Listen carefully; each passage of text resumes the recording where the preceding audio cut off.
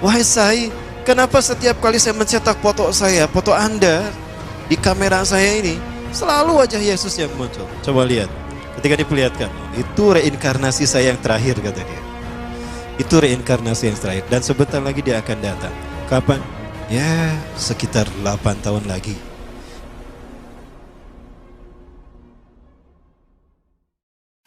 Seorang manusia supranatural, manusia yang lahir dari desa Nilayam Putraparti, India Selatan, dia pun memiliki 20 ciri-ciri Dajjal.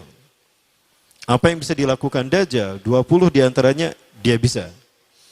Ya, itu Sai Baba. Dan tahun 95, Sai Baba pernah menginjakan kakinya di Nusa Tenggara Timur. Saat itu Nusa Tenggara Timur, Indonesia Timur dalam kekeringan, kayak sekarang nih. Kering ya. Ini udah mulai musim kering nih. Saya sedang menghitung hari. Kalau kering seperti ini terjadi 3 tahun, waspada. Karena sebelum Dajjal muncul akan ada musim kering selama 3 tahun berturut-turut. Apakah ini tahun pertama dari 3 tahun tadi? Wallahu a'lam. Baik. Nah, Sai Baba datang ke Nusa Tenggara Timur, dia menginjakan kakinya 3 kali. Kakinya dihentakkan begitu 3 kali, lalu dia mengatakan kepada air, ya lama, khuruj. Hai air, keluar engkau. Maka air pun keluar. Sampai sekarang. Sampai ada toren besar dibangun untuk menampung air yang dikeluarkan oleh dia. Pada dasarnya ini adalah izin Allah. Namun ini istidrat bagi dia.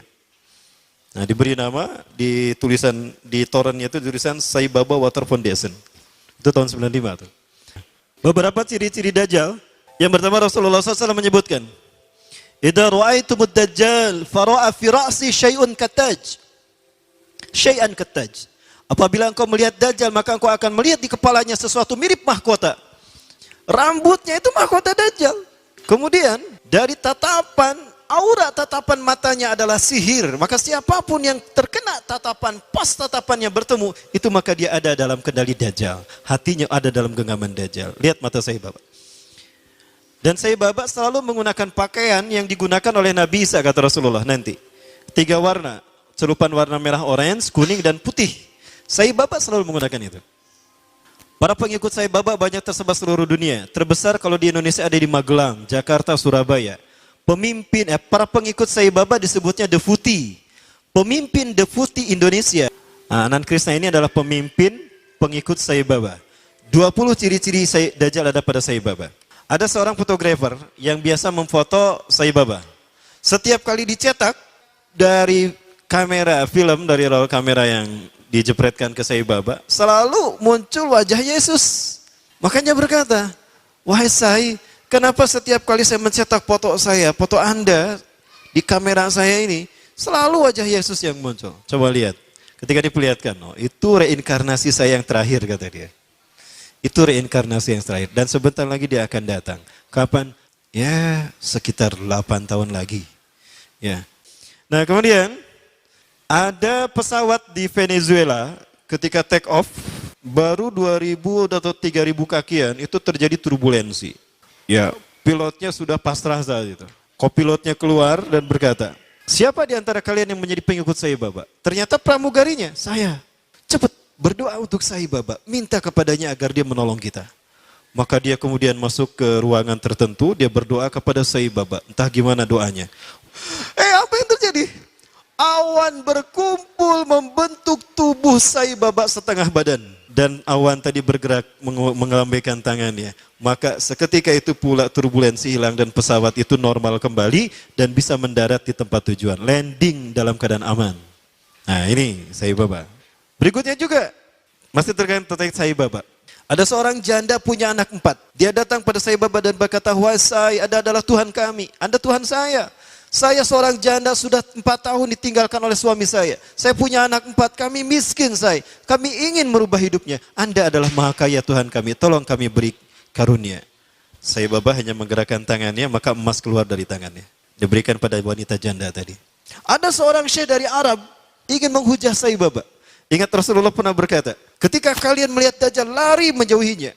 Jangan kalian mendatanginya, karena sekuat apapun hujah kalian, jika kalian tidak yakin dengan keimanan kalian, kalian akan menjadi pengikutnya. Akan ada seseorang ketika Dajjal muncul, dia datang menghampiri Dajjal. Yahujja bihujjatihi, dia menghujah dengan kemampuan pikirnya. fasara tabi'an lahu haqqa tabi'in. Ternyata dia menjadi pengikut Dajjal yang setia. Ini terjadi pada Sai Baba. Seorang syekh dari Arab Saudi, maaf dari Timur Tengah. Saya tidak sebut Arab Saudi ya, keceletot. Datang menghampiri Sai Baba. Sai Baba berkata begini, kamu ragu saya Tuhan kamu? Coba apa yang bisa dilakukan Tuhanmu, saya akan melakukannya. Maka apapun yang diminta oleh syekh tadi, Sai Baba melakukannya. Maka apa yang terjadi? Syekh tadi menjadi pengikut Sai Baba yang setia. Baik, kita masih bicara Sai Baba. Suatu saat Sai Baba pernah diundang ke Amerika. Sekelompok petinggi militer Angkatan Darat Amerika kehilangan sebuah dokumen. Dan yang tahu hanyalah seorang jenderal yang bernama Conner. Jenderal Conner ini sudah meninggal. Maka dipanggillah Sai Baba. Ketika Sai Baba datang ke jasad Jenderal Conner, dia menaburkan tepung vibuti. Menaburkan tepung vibuti yang langsung keluar dari tangannya entah dari mana. Maka dengan cara diusap, sebagaimana Nabi Isa AS membangunkan jasad yang sudah mati. Maka apa yang terjadi? Jenderal Conner bangun. Maka ditanya, di mana arsip itu? Oh, arsipnya di sana. Dia pergi, diantar pakai mobil, dibukakan arsipnya. Ketemu arsipnya. Udah ketemu arsip nama, plak deh, mauti gitu.